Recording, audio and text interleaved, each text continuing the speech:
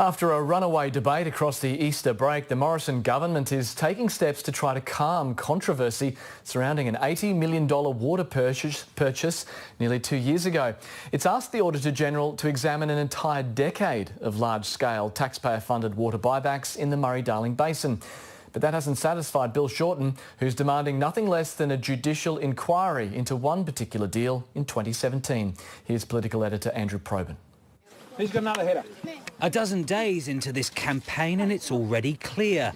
No sporting codes off limits to prime ministerial incursion. By boot, he's not bad. Here we go. Nor by hand. Although a lot depends on your opponent. Every day goes by, the suspicions grow. Bill Shorten doing his best to put the Prime Minister on the back foot over an $80 million water buyback from a company based in the Cayman Islands, a notorious tax haven. Although Barnaby Joyce, who as Minister signed off on the deal 2 years ago, hasn't helped matters for the government with a rambling, combative interview on ABC Radio. I have absolutely nothing to hide.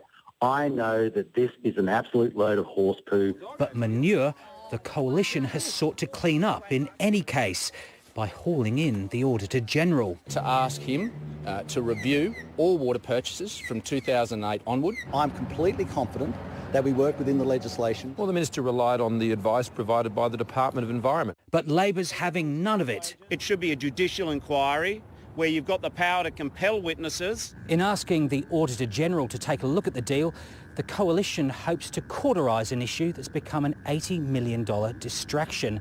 Labor won't let up, even though some in its ranks doubt that there's been any wrongdoing. Then again, Labor has its own dangerous subjects. For me, it's all about the best science, the law of the land, and not creating sovereign risk. Bill Shorten in central Queensland, seeking to straddle the politics of the Adani coal mine, a project that's poisonous down south, but about jobs in the north. Some Queensland Labor candidates, like unionist Zach Beers in the seat of Flynn, have learned their lines. If it stacks up environmentally and financially, it should go ahead. That's right. Not so clear is Belinda Hassan, who's aiming to unseat jet-setting MP George Christensen.